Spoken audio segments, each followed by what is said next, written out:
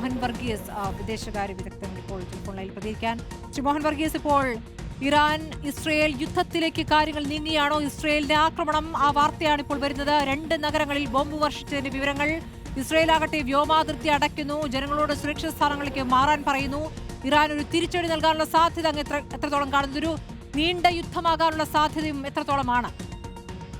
ഒരു നീണ്ട യുദ്ധം ഒരിക്കലും അമേരിക്ക ആഗ്രഹിക്കില്ല. അമേരിക്കയുടെ ലക്ഷ്യങ്ങൾ കാണത്തക്ക രീതിയിലുള്ള ഒരു പരിമിതമായ സ്ട്രൈക്ക് ഇതാവും ആദ്യ പരിഗണനയിലുള്ളത്. ഇപ്പോൾ നടക്കുന്ന ആക്രമണങ്ങൾ, അതായത് 2 ഇറാനിയൻ നഗരങ്ങൾ കേന്ദ്രീകരിച്ച് നടന്നതായി പറയുന്ന ആക്രമണങ്ങൾ ഒരുപക്ഷെ യുദ്ധത്തിന്റെ ഒരു കേളികൊട്ട് മാത്രമാണ്. ഒരു പൂർണ്ണ യുദ്ധം എന്ന നിലയിൽ ഇപ്പോഴും വ്യാപിച്ചിട്ടില്ല.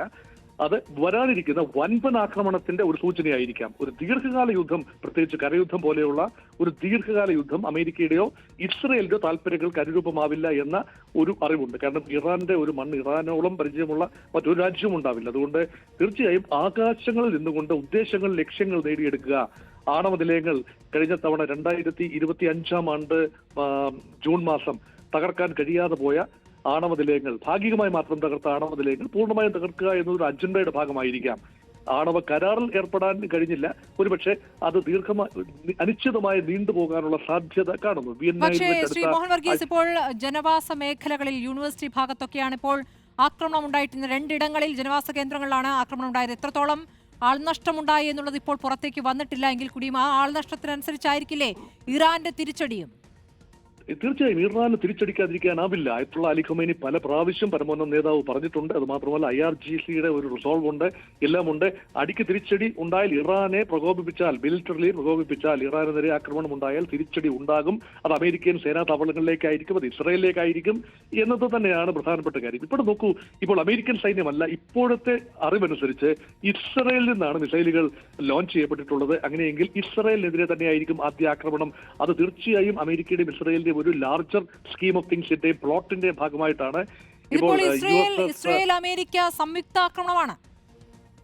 സംയുക്ത ആക്രമണമാണ് എങ്കിൽ പോലും അത് വന്നിരിക്കുന്ന ഡയറക്ഷൻ ഇസ്രായേൽ ഭാഗത്തു നിന്നാണ് ആക്രമണം എന്ന രീതിയിലാണ് റിപ്പോർട്ടുകൾ വന്നിരിക്കുന്നത്. അങ്ങനെയെങ്കിൽ സംയുക്ത ആക്രമണമാണ്. അതിന് ഇസ്രായേലിനെ നിയോഗിക്കുകയും പിന്നീട് അമേരിക്ക യുദ്ധത്തിൽ ചേരുകയും ചെയ്യുക എന്ന ഒരു തന്ത്രം ഇതിന് പിന്നിൽ ഒളിഞ്ഞിരിക്കുന്നതായി കാണാം. അങ്ങനെ തന്നെയാണ് ഒരുപക്ഷെ പ്ലാൻ ചെയ്തിരിക്കുന്നത്. അമേരിക്ക നേരിട്ട് ആക്രമിക്കുന്നതിന് പകരം മുൻകാലങ്ങളിൽ സംഭവിച്ചതുപോലെ യുദ്ധം കൊഴുത്തു കഴിയുമ്പോൾ അമേരിക്ക നാടകീയമായി രംഗപ്രവേശം ചെയ്യുന്നു. അതിനുള്ള സജ്ജീകരണങ്ങളെല്ലാം ചുറ്റും മാസങ്ങൾ നീണ്ട തയ്യാറെടുപ്പുകളാണ്. 2 വിമാനവാഹിനി കപ്പലുകളാണല്ലോ. ഒന്ന് അറേബ്യൻ കടൽ, അതായത് ഒമാൻ ഉൾക്കടലിന്റെ ഭാഗത്തും, അത് ഇറാൻ തൊട്ട് തെക്കുള്ള ഭാഗത്തും, മറ്റൊന്ന് ഏറെ പടിഞ്ഞാറ് മാറി മെഡിറ്ററേനിയൻ കടലിലും, അത് ഇസ്രായേലിനോട് ചേർന്നുള്ള പ്രദേശമാണ്.